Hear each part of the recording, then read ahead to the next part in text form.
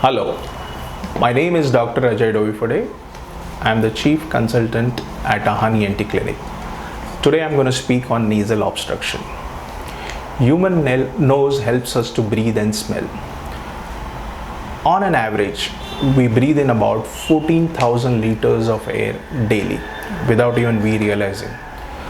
This is possible because of the structure and peculiar function of the nose.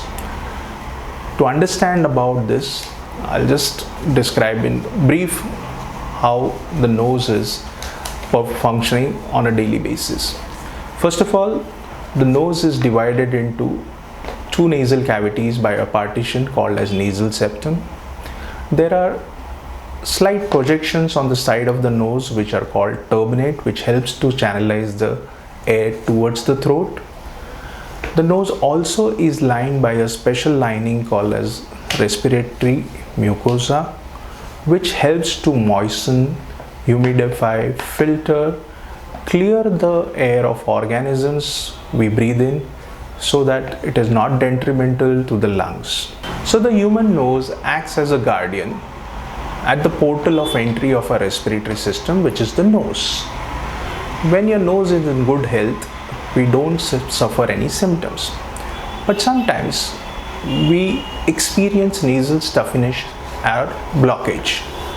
And this, if it persists for a longer time, gets annoying and distressing.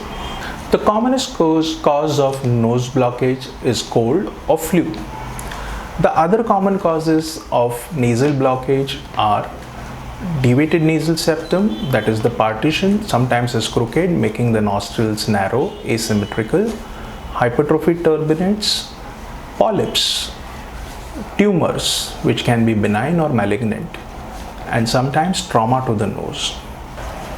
In pregnancy, sometimes hormonal changes also can cause nasal blockage.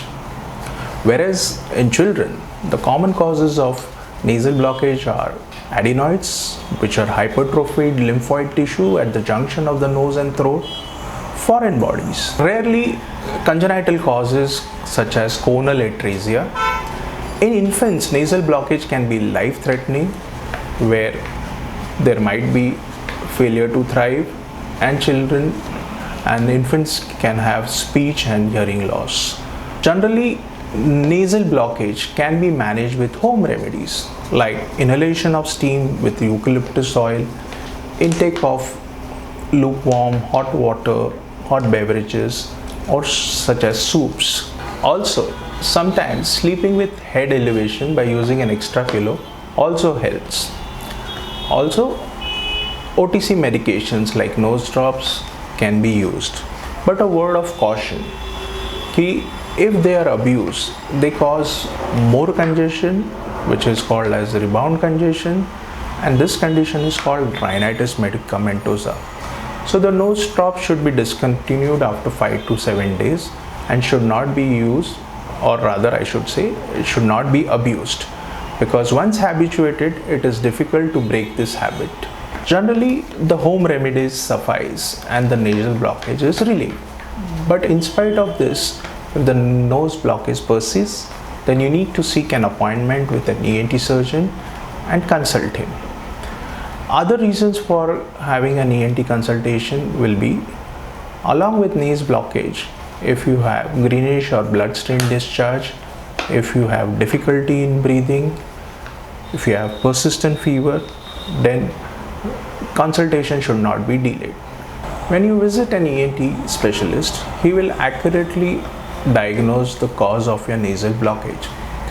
Sometimes an office procedure which is called as a nasal endoscopic examination is done, where a small endoscope is inserted into the nasal cavity to gather more information regarding the pathology inside the nose. Or sometimes special tests or blood parameters or allergy testing will be advised to you. Once the cause is identified, it can be effectively treated. Most causes of nasal blockage can be managed with medical management, but some do require surgical management. And the surgeries for relieving nasal blockage, the commonest surgeries which we undertake is called a Septoplasty surgery, which is correction of the deviation the crooked part of the nasal septum, which is the partition dividing the nasal cavities, or a functional endoscopic surgery to remove polyps which are blocking the nose and the sinuses. These surgeries are endoscopic, they are minimally invasive, they are scarless, and they are less painful. And with the advantage of endoscope, technology has helped to make these surgeries less morbid. There is early recovery. Because of technology, it is possible to make these nose surgeries less painful, scarless, and easy road to recovery. If you are interested in watching such more informative videos, please follow me on www.lybrate.com. Thank you.